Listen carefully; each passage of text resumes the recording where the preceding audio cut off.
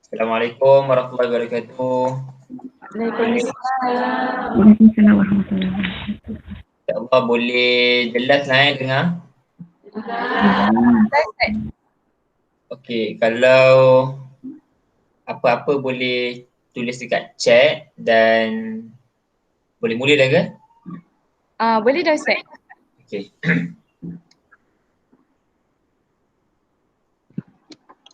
InsyaAllah saya akan share slide.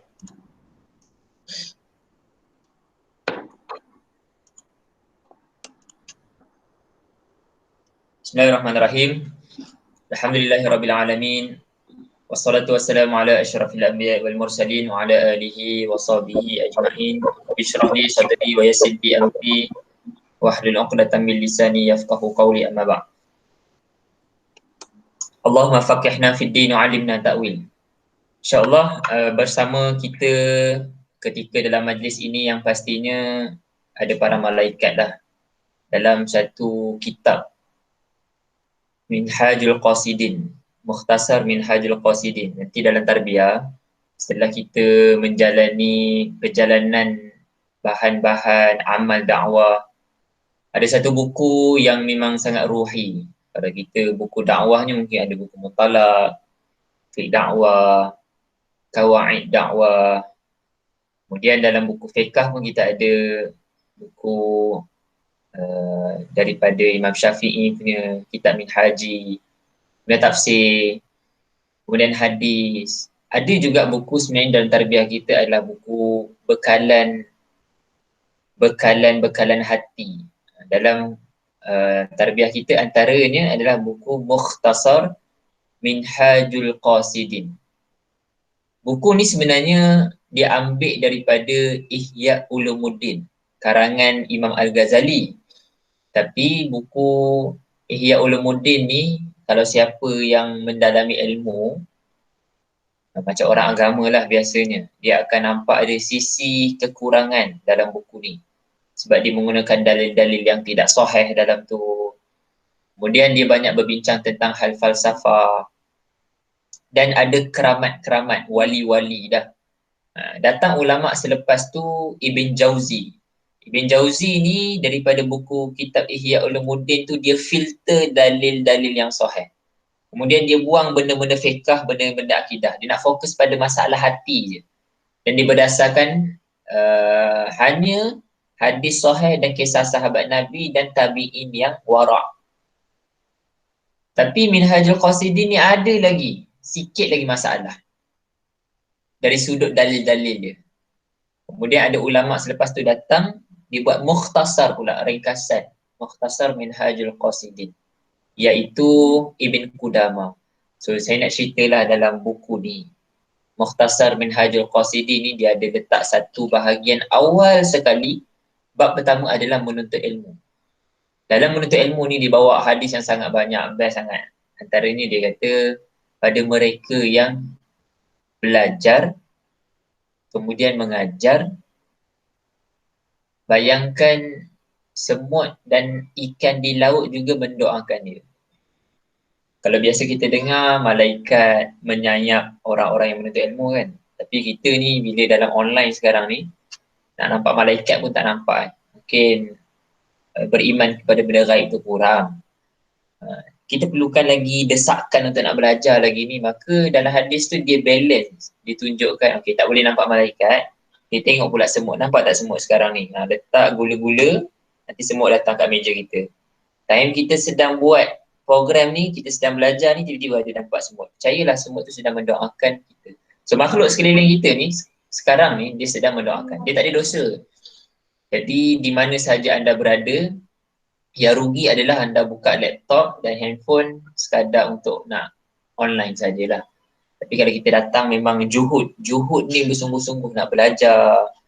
Hari ini nak dapatkan sesuatu. Semua sekeliling kita ni kalau ada habuk yang kita boleh nampak yang hidup tu kan, dia akan doakan kita. So insyaAllah kita doa, mudah-mudahan Allah bagi hanya satu yang kita minta kan. Redha tu dengan redha yang kat dunia ni pun dapat keredaan yang tepat, iaitu beramal dengan amal yang tepat lah. Bifaqihu fiddin, nak sangat Allah bagi faqih tak ada agama. Tajuk ni random ni lah saya letak tummuhatuna. Tummuhatuna. Tummuh. Dia tamak. Dia bahasa negatif dia. Tamak. Itu adalah istilah yang tidak baik. Tamak. Ada satu istilah lagi dalam bahasa Arab dipanggil tummuhat. Tummuhat ini dia benda yang rakus tapi baik. Tamak yang dibenarkan dan memang dituntut. Dan kita perlukan tamak yang beginilah. Buku tu, ni gambar je lah. Buku tu asalnya buku je. Tapi rakus dan tamaknya orang ni dia nak memenuhi buku tu, dia letak juga pokok dalam buku tu. Ada burung-burung yang terbang. Nak betul-betul kita nak jadi orang yang lebih-lebih dalam hal-hal yang baik ni lah insyaAllah. Selawat dan salam ke atas junjungan kita Rasulullah sallallahu alaihi wasallam. Para sahabat Nabi, tabi'in, tabi'in. Mereka ni jauh lebih awal daripada kita. Lebih rasa awal daripada kita perasaan penat. Perasaan rasa macam buat sorang-sorang. Perasaan kadang-kadang datang malas. Mereka telah melalui jauh lebih awal daripada kita. Mereka ni ada masalah dengan diuji keluarganya. Mereka ni lebih awal lah. Ujian-ujian yang sedang kita lalui ni ataupun bakal lalui, kita kena percaya orang sebelum kita tu semua melalui hal yang sama seperti kita.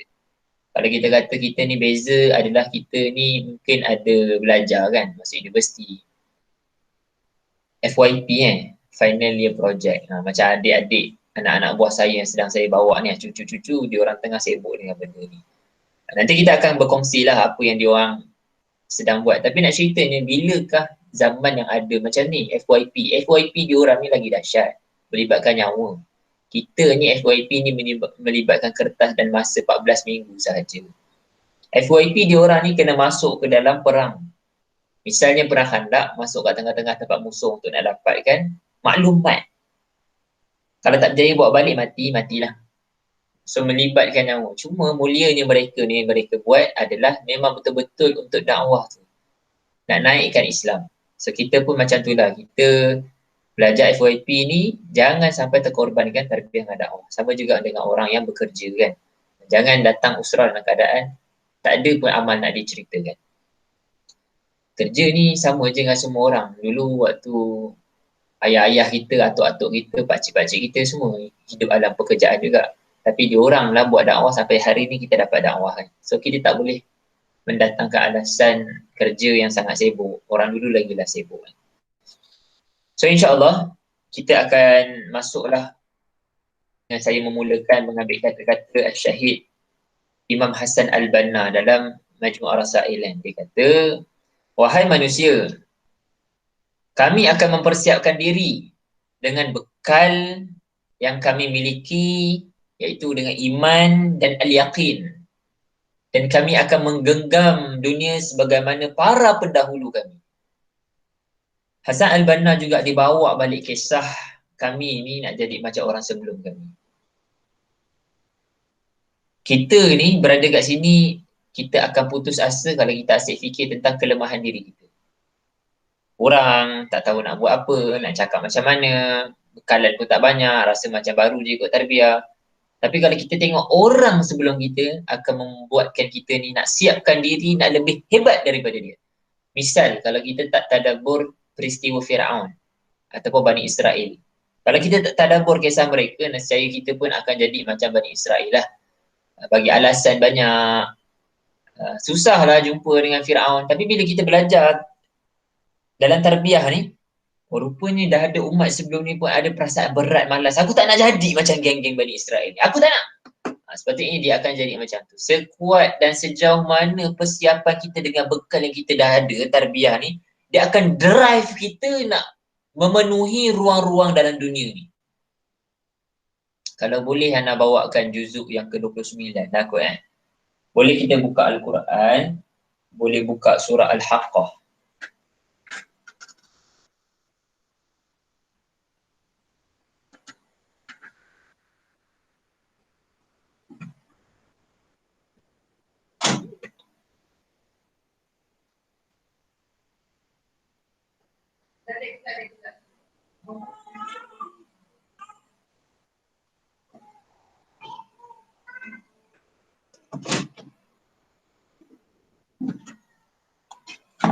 Surah Al-Haqqah dalam juzuk yang ke-29. Selepas daripada surah Al-Qalam, surah Al-Mu, surah Al-Qalam dan surah Al-Haqqah. Okay, dalam surah Al-Haqqah ni menarik kan. Dia guna ayat 1, 2, 3 tu ada perkataan Al-Haqqah. Okay, apa maksud dia? Kalau kita belajar bahasa Arab, sebenarnya cukup dengan Allah guna perkataan ha, alif, qa. Kalau kita pernah dapat syahadatul haq. So nak ceritanya hak ni, kalau dalam terjemah dia kata hari yang pasti berlaku. So sekarang ni, anda berada di hadapan laptop, komputer, handphone lah apa-apa saja ni kan.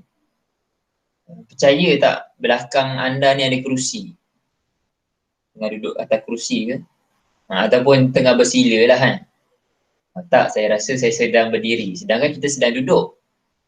So sekarang ni kita memang mengakui memang sekarang ni sedang duduk. Kebenarannya adalah kita sedang duduk. So Allah cerita dalam surah Al-Haqqah ni nak ceritanya, benda ni pasti. Apakah benda yang pasti itu? Benda yang pasti adalah kiamat tu. Benda yang memang hak. Dia akan pasti datang. Cumanya bila Allah letak perkataan double atau bukan double, sabdu tu kan, Al-Haqqah. Dia membawa maksud melampau tau. Ni pasti-pasti jadi. So dia benda ni adalah benda yang serius Allah nak sebut. Bila Allah tambah huruf ta marbutah kat belakang tu, dia panggil dalam bahasa Arab mubalaghah. Pasti. So dia triple pasti dah. Kemudian bila Allah letak alif lam dekat depan pula, ni adalah satu-satunya dan selamanya benda yang pasti. Sebab tu kalau kita letak matahari, asyams, syams matahari, tapi bila letak alif lam kat depan, ada satu je matahari kat dunia. So bila Allah letak perkataan alif lam dalam Al-Haqqah ni, sebenarnya hidup ni dia tak ada apa-apa. Bumi ni dia akan hancur. Benda yang pasti dan kekal adalah kiamat. Kita semua ni akan mati bertemu dengan Allah, pasti. So surah Al-Haqqah ni, bila kami mentadabburkan, kita orang baca surah ni ketika mana usrah pukul 3 pagi. Sekarang ni, kita kena mencari cara. Misalnya macam saya, situasi keadaan nak buat malam usrah penuh program untuk malam. Tapi adik-adik ni ada hak tarbiyah dia orang. Siang dah start bekerja, sebahagian yang bawa usrah adalah orang yang bekerja. Jadi kita orang memenuhi pukul 3 pagi. Ada tanggungjawab pada isteri dan anak. Kalau isteri sedang pantang lah kan. Kemudian anak nak menidurkan esok nak pergi sekolah. Option yang ada supaya tarbiyah tu hak terdapat pada dia orang. Ini hak dunia ni. Kita belum memenuhi lagi hak Allah dekat akhirat. Jadi kena buat pukul 3 pagi. Waktu kita orang usrah pukul 3 pagi, membedah ayat ni. Baru je usrah 3 pagi minggu lepas. Bila cerita benda ni, dia jadi gemuruh dan gementar. Allah seakan-akan bertanya macam ni. Benda yang pasti, kemudian datang ayat kedua. Mal haqqah. Tahu tak apa yang pasti ni? So Allah bertanya balik kepada orang yang dah tahu kiamat itu pasti. Tapi kita masih buat dosa. Kita masih lagi main-main. Nanti anak akan ceritakan. Kenapa agaknya para sahabat Nabi ni, dia orang ni fasa Mekah surah ni turun tahun setelah dakwah Jahar, tahun ke-6. Tapi Allah bertanya kepada Abu Bakar, kepada Umar, tahu tak kiamat ni apa? Allah datangkan kisah Fir'aun, Nuh dengan Lut pada awal-awal ayat. Kenapa 3 kisah ni? InsyaAllah kan anak akan cerita. Ni muqaddimah ni, baru muqaddimah. Tahu tak kiamat tu apa? Ayat ketiga Allah tanya lagi. Wa ma adraka mal haqqah. Hey, tahu tak ni? Hak ni apa ni? Hak yang kamu kena selesaikan ni. Benda yang pasti datang ni, tahu tak benda apa ni? Tiba-tiba ayat yang keempat, tiba-tiba Allah kata, kamu ni kazab. Dia bukan cerita kat kamu, tapi Allah cerita kepada kaum Samud. Dan datanglah perkataan yang selepas daripada kaum Samud ni, kaum Nabi Ad. Kenapa mereka ni datang peristiwa ni? Okay, sekarang ni kita semua berada dalam sistem tarbiyah ni, kita beriman kan. Kiamat tu benda yang memang pasti. Kita tak boleh lari.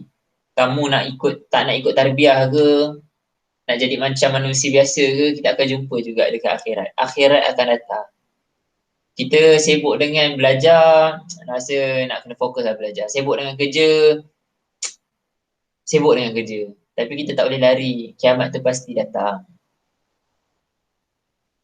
Benda yang paling kita sepatutnya sibukkan adalah sibukkan hidup kita dengan, kita dah lama kurang faham agama kan. Jadi kita nak sibukkan dengan amal terhadap agama.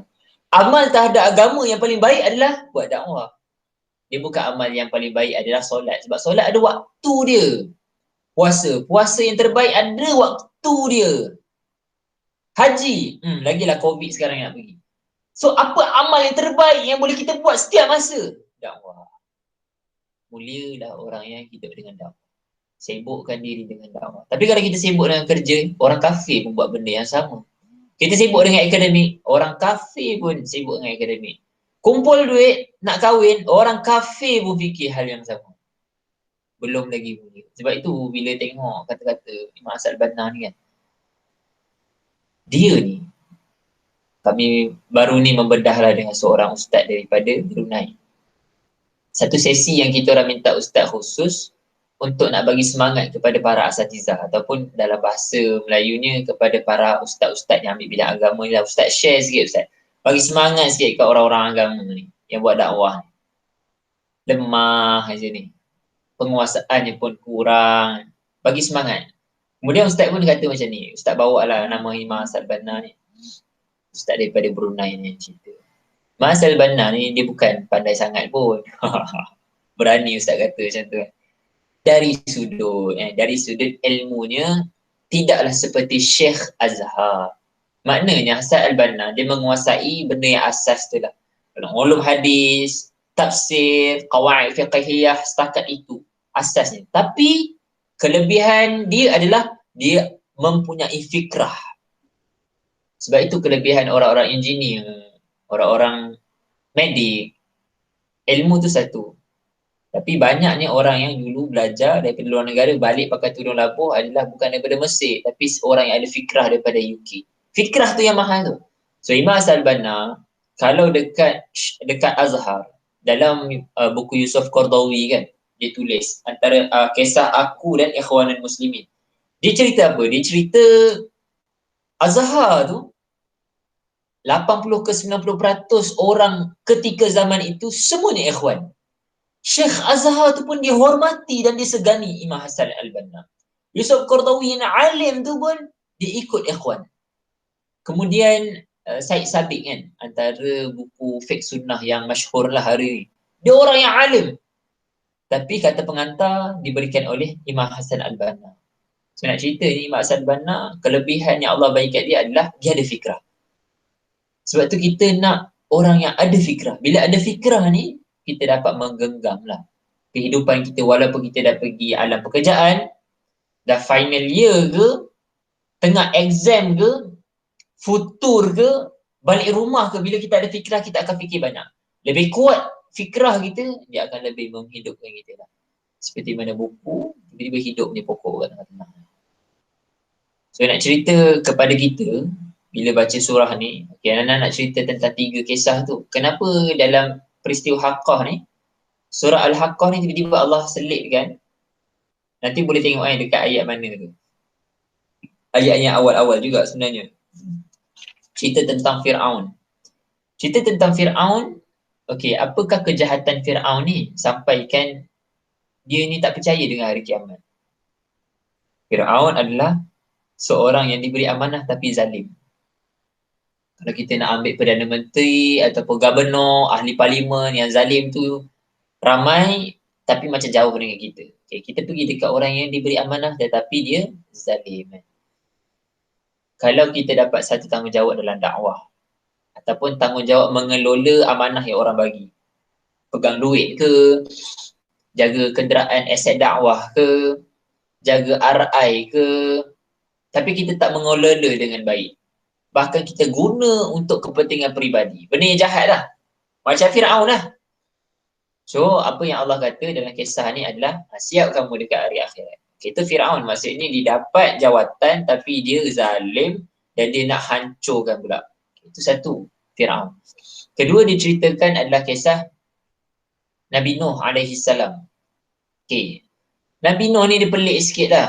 Tapi sangat best bila kami tadabbur kan. Bila tengok tafsir, buka lagi, kemudian selit dengan tadabbur. Okay, Nabi Nuh ni, kenapa kaum dia kena ancaman? Allah hancurkan kaum dia. Sebab apa? Kaum dia ni bukannya pukul pun Nabi Nuh. Tak ada. Bukan macam Fir'aun. Fir'aun tu memang salah guna kuasa lah. Tapi apa masalah kepada kaum dia? Kaum Nabi Nuh. Orang buat dakwah dia tutup telinga. Tak nak. Kakak, saya tak ready dulu lah. Kakak pergi dulu lah. Dia dah tahu. Tapi dia menangguh. Ini benda yang kena dekat Nabi Nuh. Sedangkan Nabi Nuh ni seorang-seorang dia beramal. Dan dia buat benda gila. Gila ni maknanya apa? Dia buat bahtera kat tengah laut pula. Kat tengah bukit yang tak ada apa-apa pun bencana. Dia macam anda lah, kita ni. Setiap minggu buat usrah. Orang kata apa buat usrah pun dia ni tak mengubah pun dunia. Tak, kita akan terus buat. Macam Nabi Nuh. Dia buat je kapal. Sebab itu adalah dia beriman dengan sunnatullah yang Allah bagi dekat dia, buat kapal. Sunnatullah ke atas kita beriman ikut sirah. Rasulullah bermula dengan bina rijal. So kita terus buat usrah, bawa lagi orang cakap apa, tak apa, aku terus buat je. Macam kisah Nabi Nuh buat. Tahu-tahu je Allah menangkan. Tapi orang yang tak nak pergilah dulu. Saya rasa tak layak ni. Bila dah berada dalam tarbiyah, dia bukan istilah layak tak layak. Dia kena fikir, apa aku boleh sumbang? Dia bukan aku ada kat sini, aku ni tak layak berada dengan para malaikat akhwat ni. Tak ada, semuanya dosa. Kita semua ni pendosa. Cuma sebabkan kita pendosa lah kita nak buang dosa-dosa kita dengan berada dalam tarbiyah ni. Buat dakwah ni. So kisah Nabi Nuh ni di satu sisi yang sangat motivasi kan nak buat kita. Pada kita beriman dengan surah Al-Haqqah ni.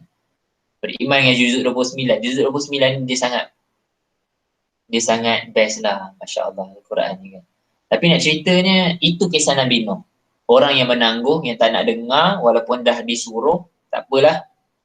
Okay, satu lagi kisah Nabi Lut. Okay, kisah Nabi Lut ni kenapa dia kena azab? Okay, Nabi Lut ni teruk sangat ke?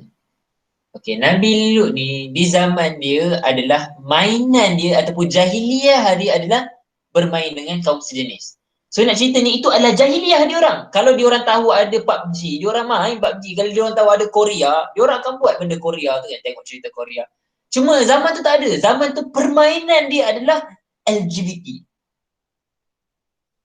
Kenapa dia buat macam tu? Sebab dia ikut al-hawa.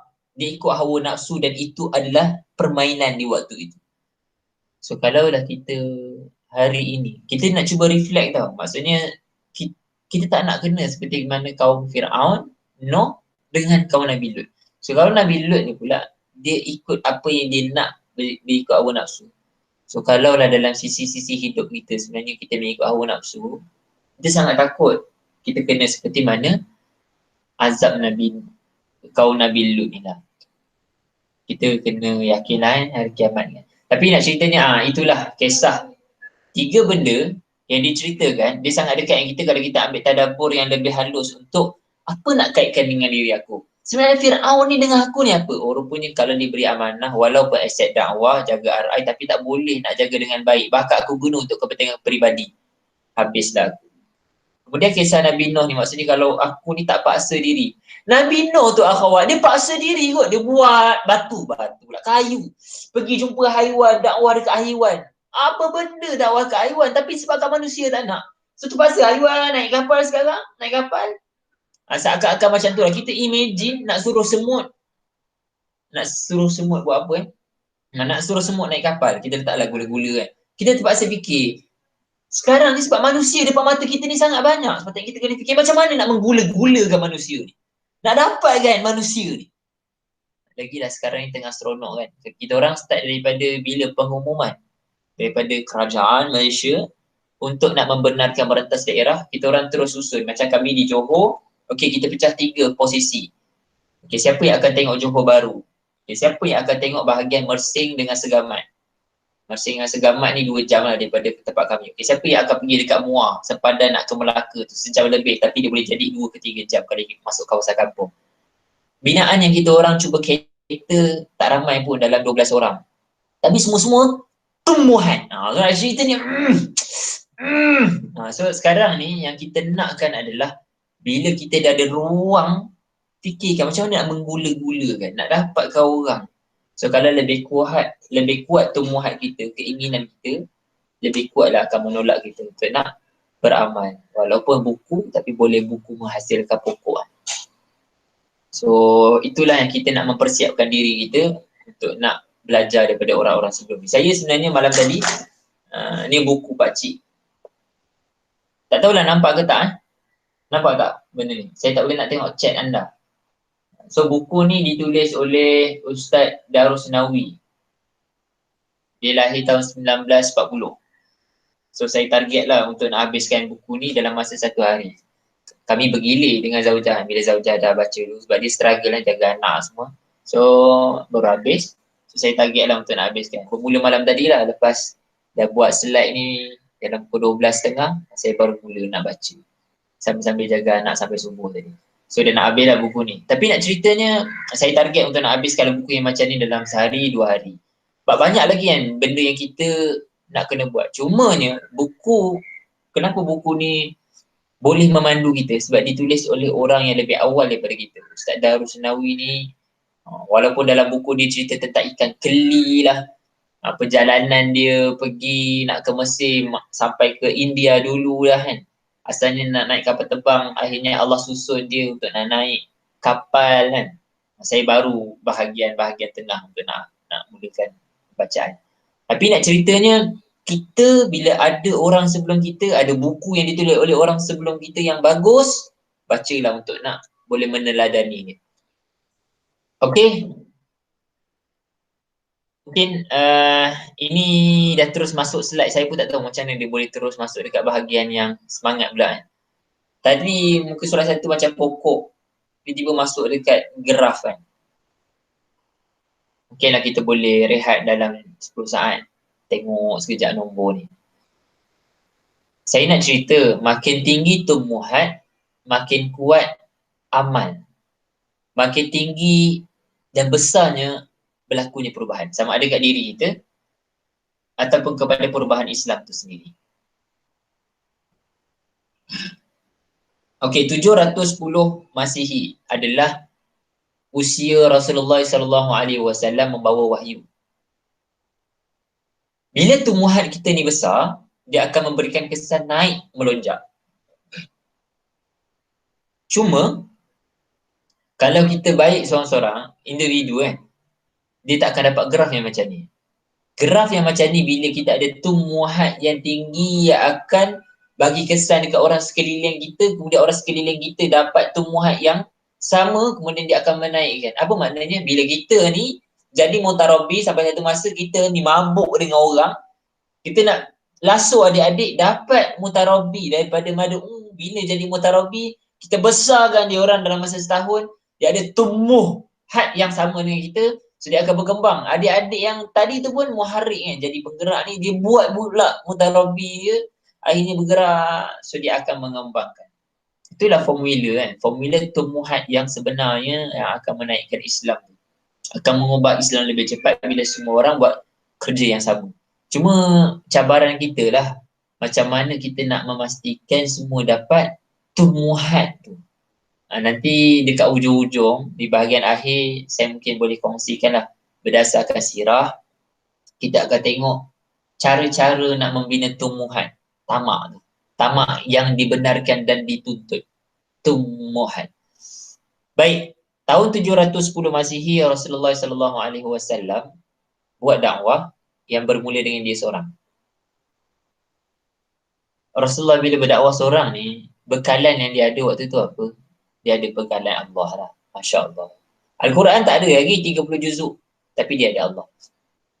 So tumbuhan kita pun sama. Kita ni dulu sampailah sekarang dan akan datang, Allah tu adalah sumber kekuatan. Itulah sumber iman. Tumbuhan yang paling utama adalah tumbuhan iman. Imanlah yang akan menolak kita untuk nak beramal. Saya akan bawa beberapa contoh supaya saya bawakan peristiwa-peristiwa kan. Perang Badar, Ahzab dengan Mekah ni supaya kita boleh tengok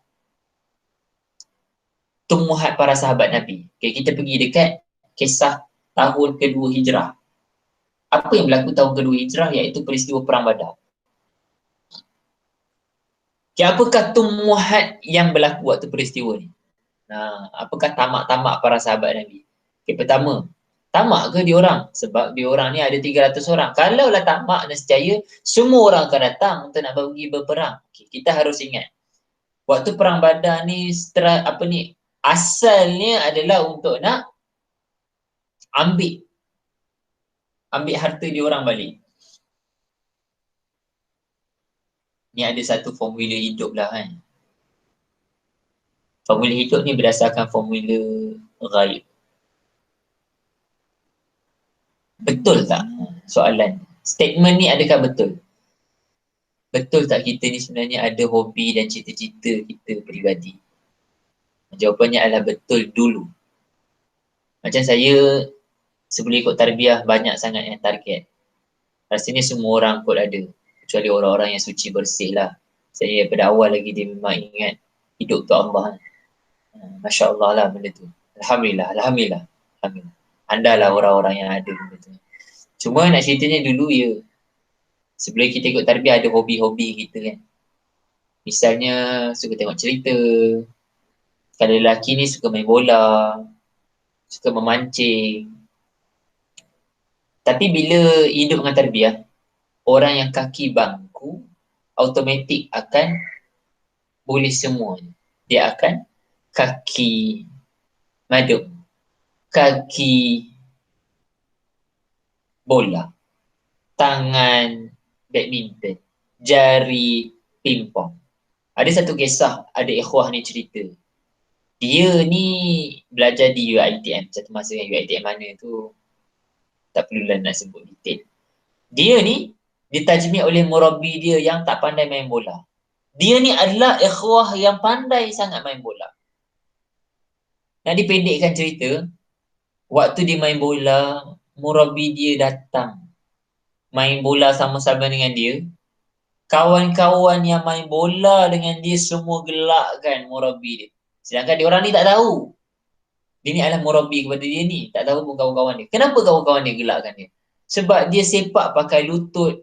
Dia tahan terkena perut. Dia sebab dia tak pandai. Ikhwah ni dia cerita dekat Ana.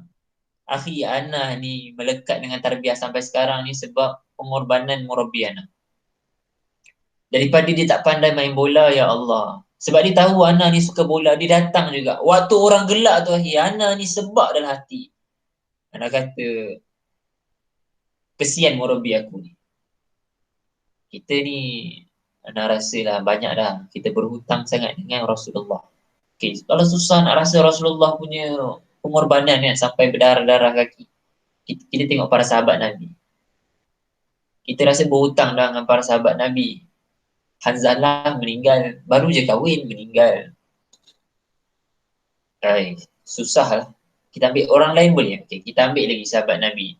Hamzah yang masuk Islam, melindungi Rasulullah. Ketika mana tak ada orang melindungi, dia mati dalam perang Uhud. Dalam keadaan hati dada dia habis kena congkil, kena makan, kena lapar. Rasulullah menghantar ramai lagi sahabat Nabi pergi berperang. Ramai juga yang meninggal.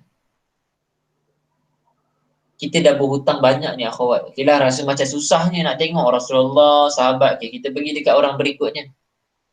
Imam Ahmad bin Hanbal yang menulis banyak sangat kitab-kitab. Tulis hadis, tulis fiqh. Dia kena seksa. Di zaman dia tu keluar masuk penjara 9 kali. Itu ulama hadis. Ulama Imam Ahmad tu. Ulama fiqh. Mazhab Imam Hanbali. Dia pengasas.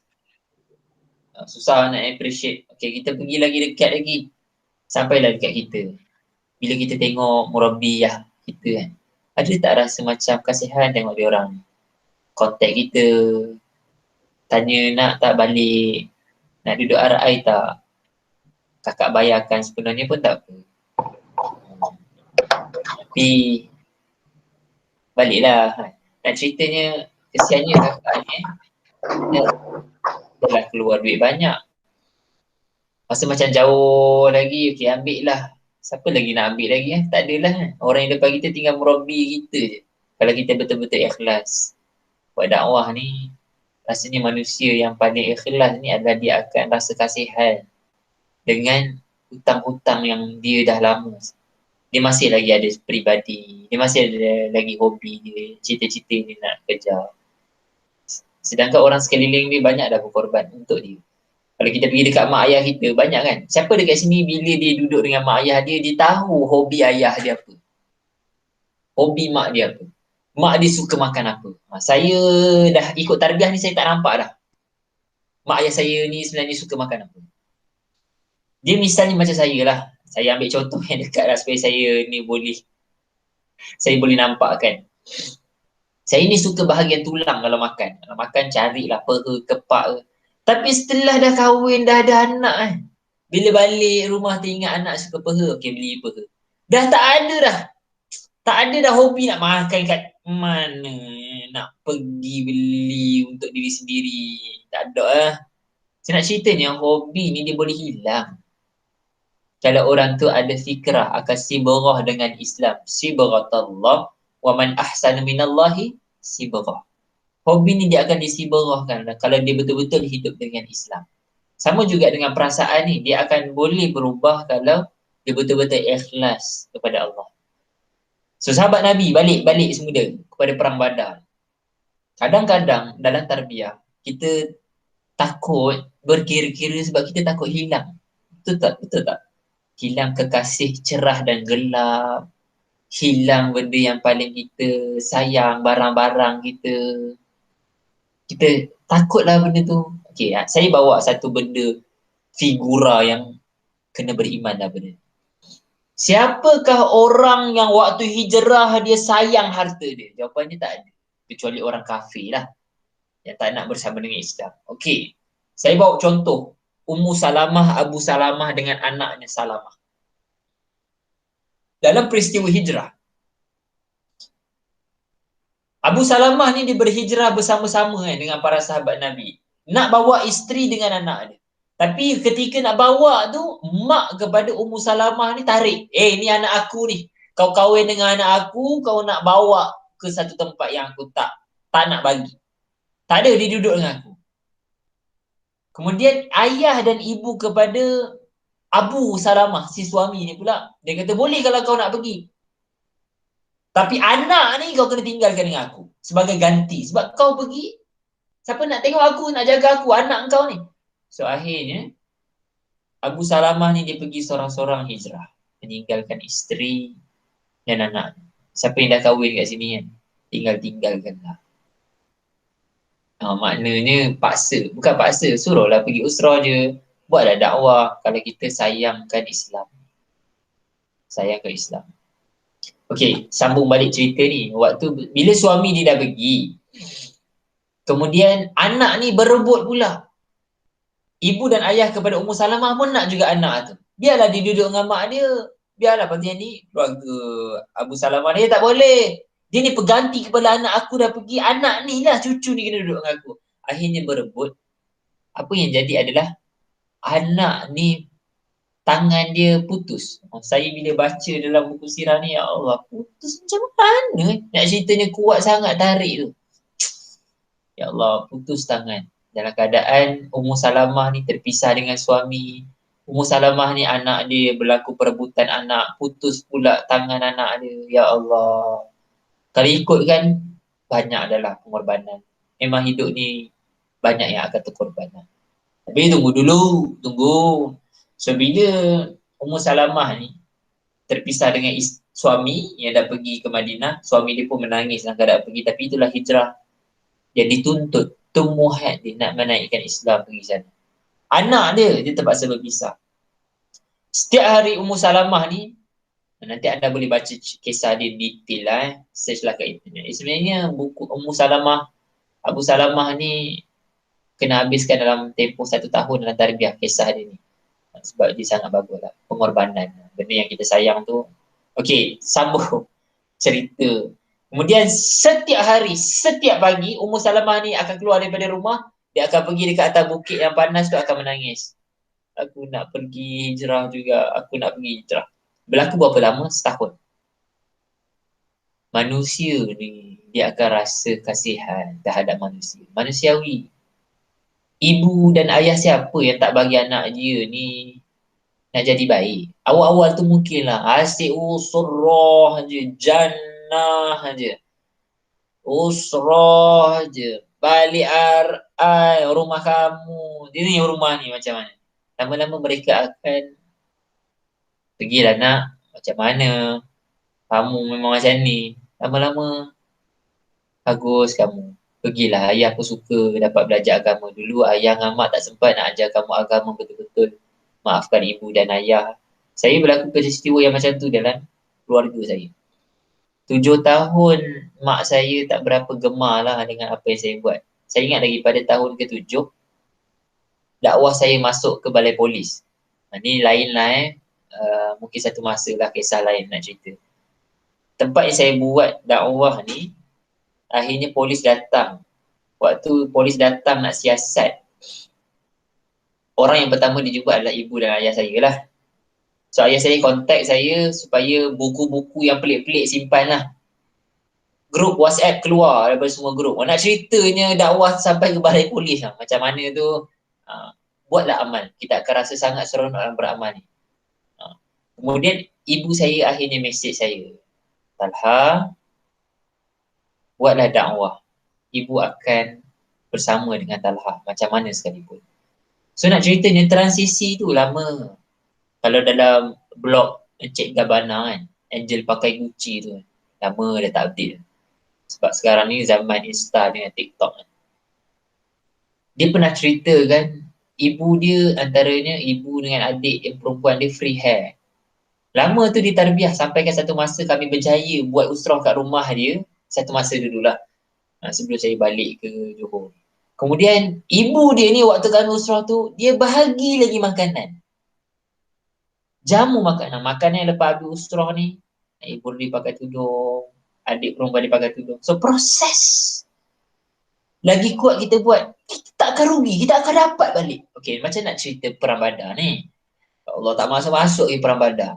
Okay, kembali balik ke pangkal jalan. Okay, cerita Perang Badar ni, Ummu Salamah tadi, apa yang berlaku setelah setahun, ibu dan ayah dia pun kata, kalau kamu nak pergi balik kat suami kamu, pergilah. Kemudian sebelum dia pergi kepada keluarga Abu Salamah, dia tanya anak dia. Lepas tu keluarga dia berkata, itulah, pergilah, kesian aku tengok kamu ni. Dia guna perkataan kesian. So akhirnya Ummu Salamah dengan anak dia lah, tak ada tangan. Saya tak tahulah tangan mana satu yang tak ada tu. Pergilah ke Madinah, dapat jumpa dengan suami. Setelah setahun. Tak ada rugi pun dalam tarbiyah ni kalau kita mengorbankan sesuatu. Kita akan dapat balik, percayalah. Pertama, percayalah dekat akhirat tu. Kalau kita sayang arnab kan. Saya suka arnab tapi nak beli dekat RI ni kan susah. Setiap minggu ada program. Sampai hujung minggu je kena sembelih nak makan. So nak ceritanya Allah, tapi dekat syurga nanti dapatlah arnab terbang. Tapi tak ada masalah lah nak bela kan. Nak tanam pokok, sayur-sayur. Kan sayur tu digunakan untuk makan. Arnab pun dibela untuk nak makan pada satu masa. Ikan pun dibela untuk nak makan pada satu masa. Semua benda yang Allah ciptakan ni adalah untuk manusia. Kan dalil dia surah yang kedua ayat ke-29. Okay. Contoh lain dalam Perang Badar ni juga adalah Rasulullah, sahabat Nabi, mereka dihijrah dalam keadaan tak boleh nak bawa apa-apa. Semua harta diorang tinggalkan dekat Mekah. Bila hijrah, kosong. Terkontang-kanting, tak tahu nak buat apa ni. Bukan tak tahu nak buat apa, tak ada harta nak buat apa. Diorang dapat balik tak? Soalan.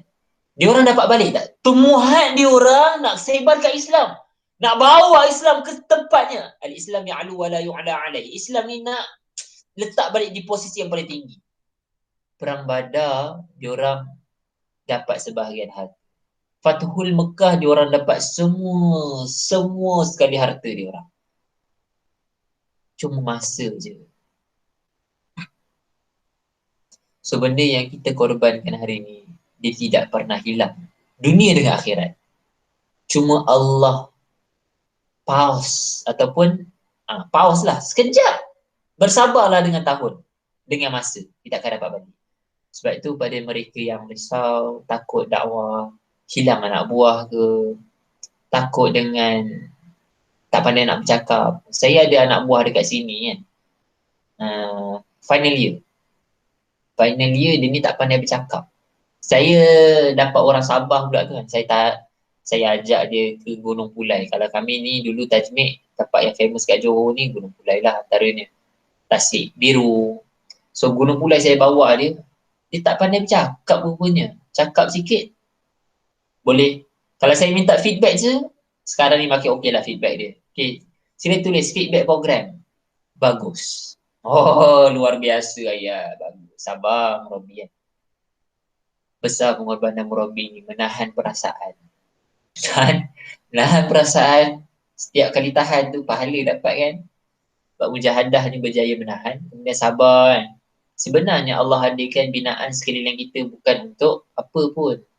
Sebenarnya untuk nak tarbiyah kita. Siapa kat sini tak ada masalah ukhuwah?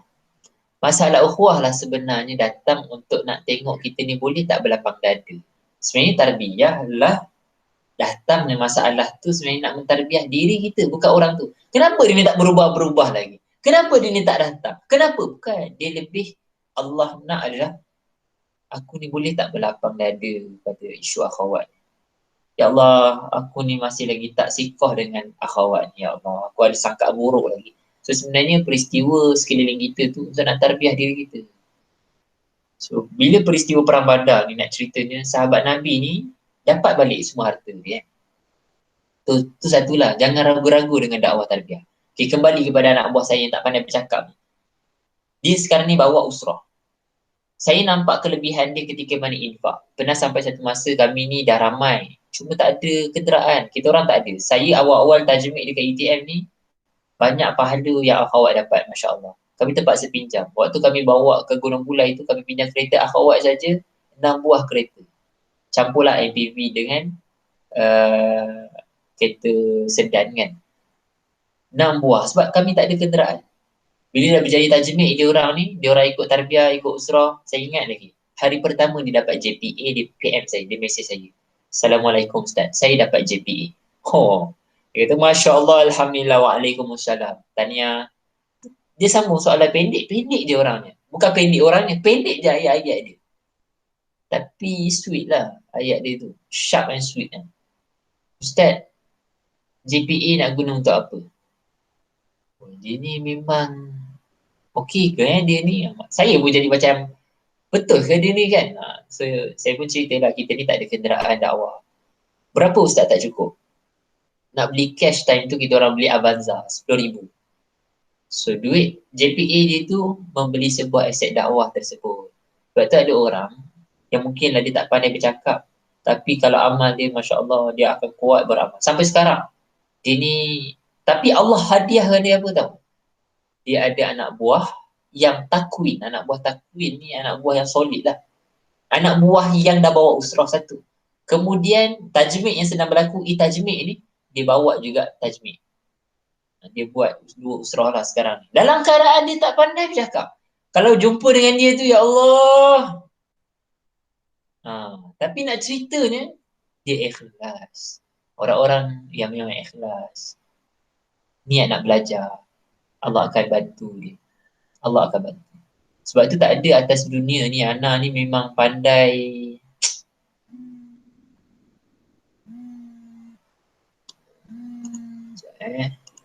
Oh,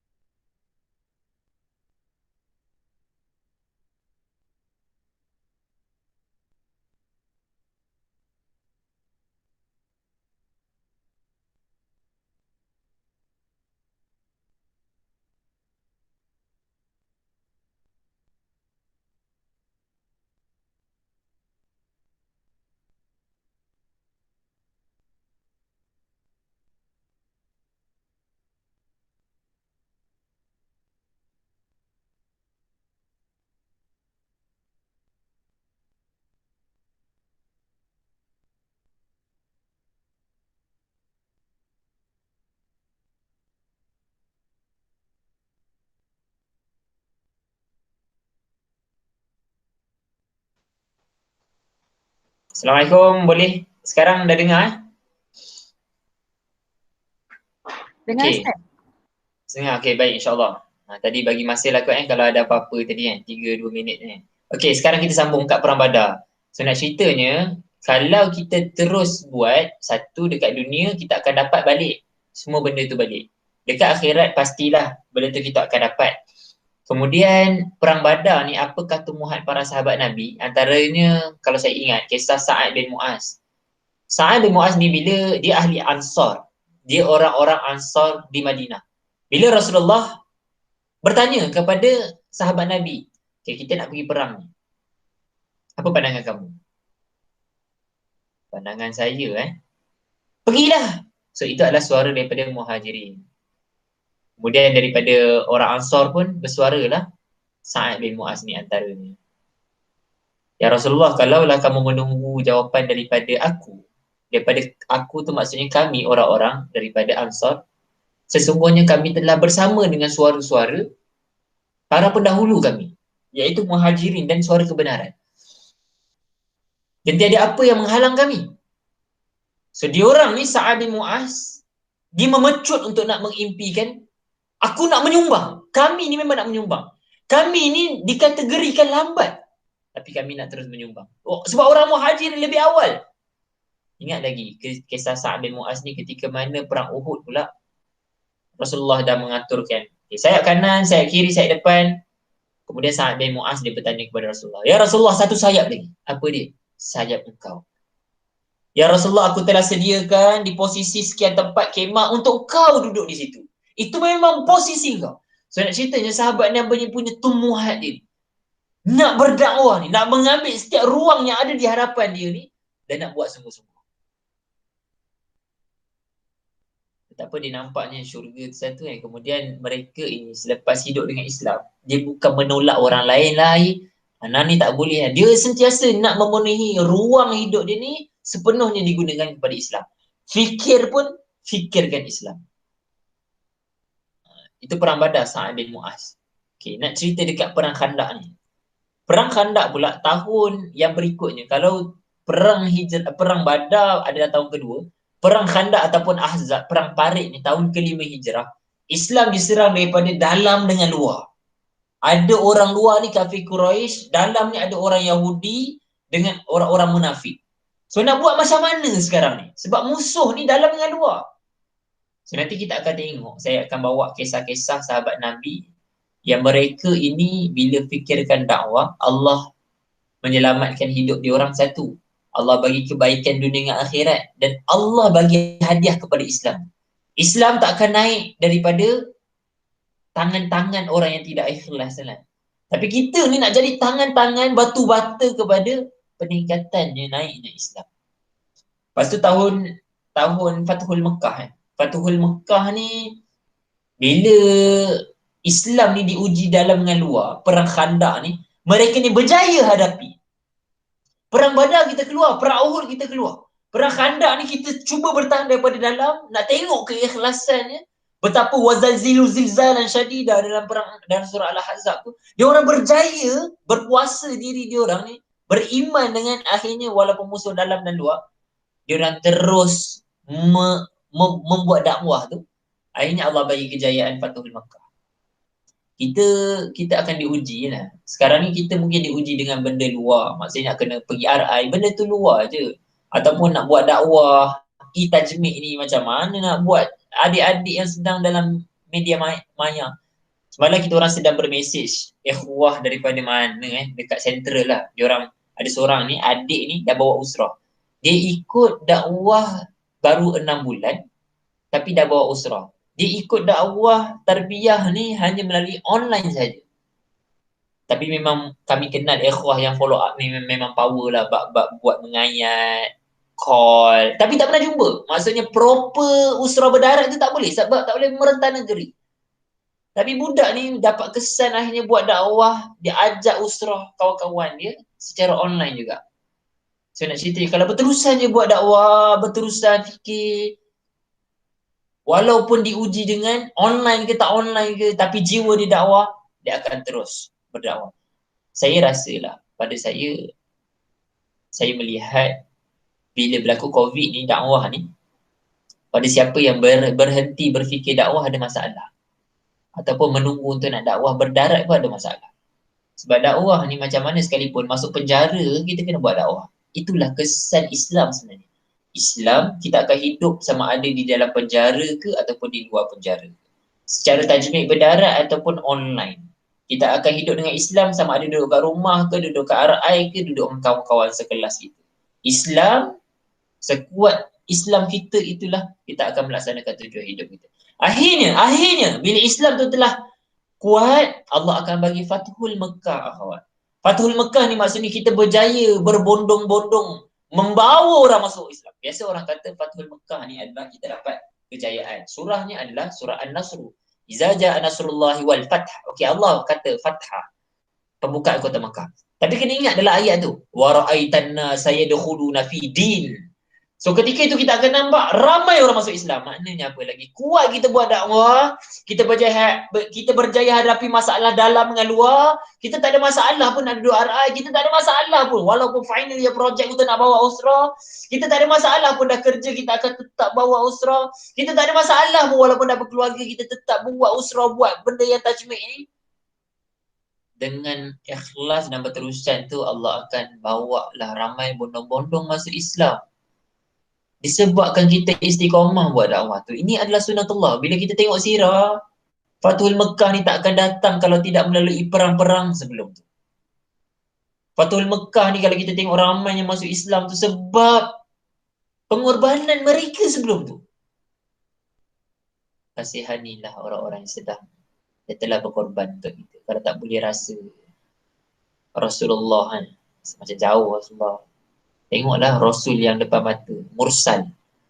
Rasul ni dalam bahasa Melayu dia adalah pembawa risalah, mursal.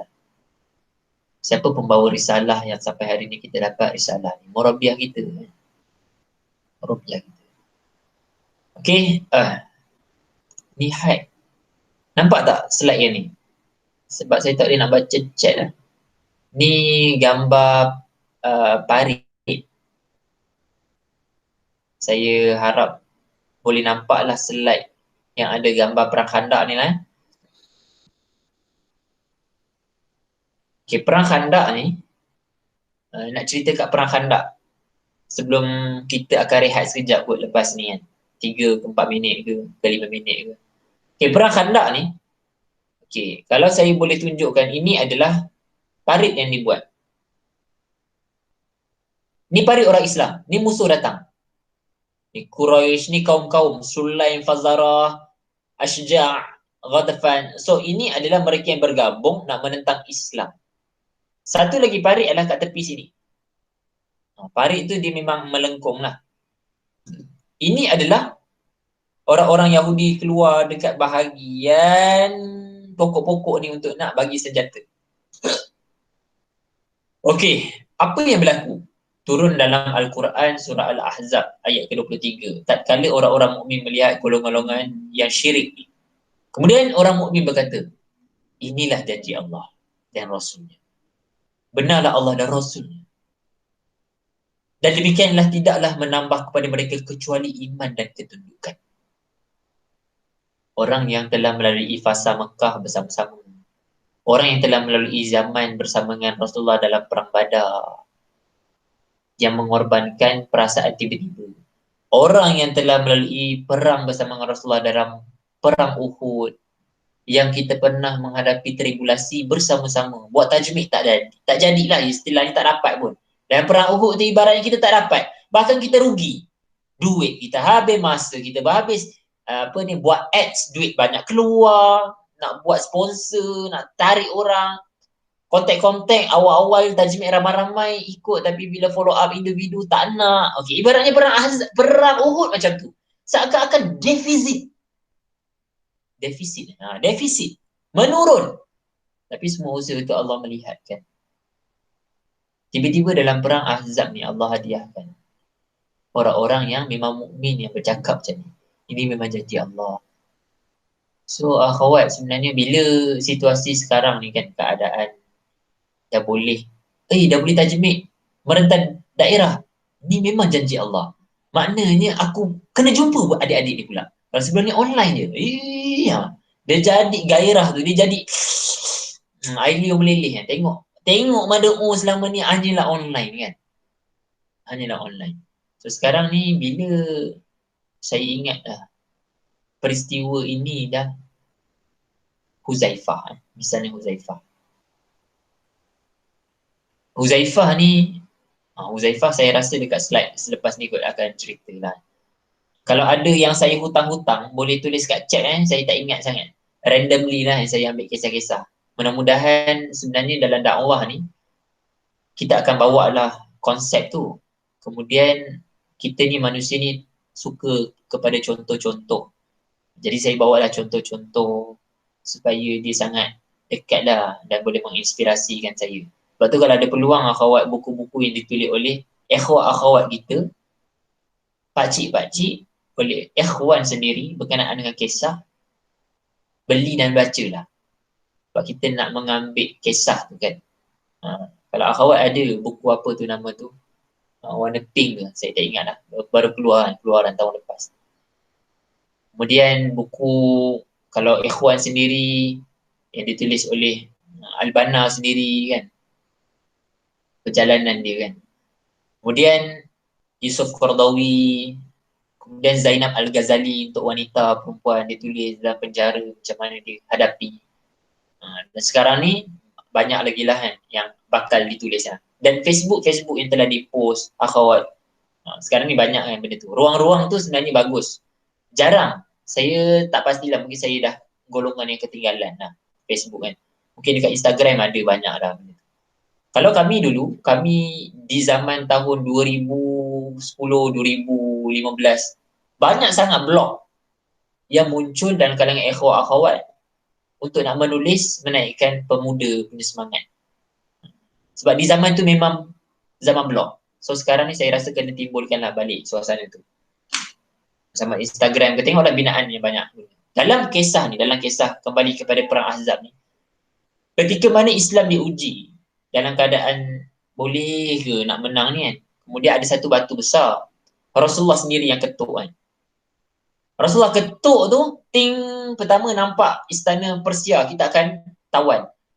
Ketukan kedua, nampak istana Romawi. Ketukan ketiga, istana mau kukis. Bagi dia kata kita akan tawan benda ni dan kita akan dapat. Kemudian dalam sirah tadi cerita Allahu Akbar. Sahabat Nabi semua melakukan kalimah Allah Maha Besar. Allahu Akbar. Okay, ni kita tengok kisah ni macam berjayalah insya-Allah Islam kan. Tapi saya nak kena cerita latar belakang perang Ahzab ni. Perang Ahzab ni banyak benda yang tak logik pada awalnya. Antuna boleh imagine tak, tajamik korek pasir, korek parit dekat kawasan pasir-pasir. Tapi Allah menangkan. Sebab tu dalam dakwah ni, dalam itajmik ni pada saya, pahala besar kepada akhwat, ikhwah yang bagi idea yang pelik-pelik. Bukanlah pelik-pelik, maksudnya bagi idea pun dah pelik dah. Sebab orang tak boleh nak fikir yang pelik-pelik. Ni perang Ahzab ni maksudnya, buatlah itajmik macam mana, buat nak jumpa anak buah macam mana, bagi hadiahnya lah, buatlah macam mana. Sebab perang Ahzab memang ibrah yang saya boleh bawakan adalah idea adalah satu benda yang besar di dalam kejayaan tajmik. Kita tak boleh terus buat benda yang sama. Tak boleh. Memang kita kena ikut realiti keadaan semasa. Tajmik sekarang ni dakwah media kan. Macam mana nak buat? Macam mana nak follow up? Kita kena sama-sama ijtihad ketika ni. Okay, kedua, dalam perang Ahzab ni sahabat Nabi semua macam mana? Sahabat Nabi akhwat berpuasa kelaparan. So mana ada kejayaan yang datang tanpa susah. Bagi tahu saya, perang apakah Allah menangkan dengan ting? Tak ada. Nak menang hijrah ke ni? Hijrah. Rasulullah kena berpuasa 3 hari kat dalam gua. Ibaratnya puasa lah tu kan. Duduk atas tu, tunggu makanan. Tunggu arahan berikutnya. Nak hijrah semua kena keluar tinggalkan harta. Nak Islam ni menang. Nak jiwa kita ni menang dengan Islam. Nak kalahkan hawa nafsu memang kena tinggalkan setinggal-tinggalkan. akar pokok tu tarik sampai ke bawah, tanggalkan akar-akar tu. Impian, hobi yang ikut ala hawa, ikut hawa nafsu. Kemudian tadi tu nak ceritanya diorang ni kelaparan menunggu kan. Bila sahabat Nabi lapar kadang-kadang kan, kalau kita pun penat juga kan buat dakwah kan, tak dapat-dapat. Lepas tu kita mengadu, kakak susah kan buat dakwah. Lepas tu kakak pun selak apa kan, nak selak tangan tengok jam kan. Bukan tengok jam, ceritanya Rasulullah dulu bila sahabat Nabi mengadu lapar, Rasulullah selak perut dia kan. Tengok, aku pun lapar tapi aku buat. Nak ceritanya dakwah ini kalau kita lebih kuat berkorban akhwat, Allah akan menangkan. Kita tak akan dapat kemenangan kalau kita buat sampai lewa satu. Allah tak akan menangkan dakwah dekat mana ni, hantuna semua ni dekat mana. Dia akan terus jadi macam ni kalau kita ni tak tinggalkan benda-benda yang kita sayang, yang sebenarnya bahaya untuk dakwah. Kalau kita ikut hawa nafsu, kalau kita impian hobi, cita-cita peribadi. Saya ni tak boleh disusun lah kakak. Selepas belajar, saya memang plan nak balik Sabah. Sebab Sabah tu makanan sedap, mak saya masak. Memang tak ke mana, ke laut ya. Masuk Sabah, Sabahul khair, Sabahun nur. Habis, hilang cahaya kegelapan. So nak ceritanya, ruginya dakwah ni dah tarbiyah tapi tak boleh disusun. Banyak dah kita kerugian dalam dakwah. Kita bina 3-4 tahun kemudian, kakak saya tak boleh lah nak balik semula, nak sama master PhD. Saya rasa saya balik ke kampung halaman lah. Mak saya panggil. Allah dah lama memanggil-manggil kita kan. Ya. Ya. Tak.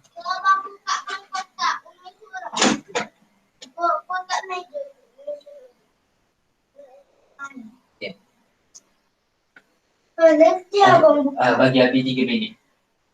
3 minit sekejap. Abang kira pakai jam abang 3 minit. Okey. Okey, kedua. Nak ceritanya memang dalam perang Ahzab ni Allah tunjukkan kejayaan tu dia mula dengan benda yang sakit lah. Semua kena berkorban. Tak ada siapa pun yang tak berkorban. Ketiga, dalam perang Ahzab ni kita pergilah tengok ni lagi nampak kan. Kena obsesi lah, bukan obes. Kita kena obsesi bukan gemuk. Gemuk ni maknanya macam ni. Kita masing-masing dah ikut tarbiyah dah lama kan, dah seminggu kan, dah ikut usrah seminggu. Mana ada, kita dah setahun, 2 tahun dah kan ikut usrah tarbiyah ni kan. Saya rasa setahun 2 tahun ikut sebab tengok tajuk pun dapat tajuk dakwah. Mana ada orang bincang tajuk dakwah dalam masa setahun yang macam ni kan. Nak ceritanya obes ni macam ni, jangan jadi macam gajah. Ni contohlah saya tak salahkan gajah. Gajah tu maha hebat Allah yang telah menciptakan dia. Nak bagi analogi.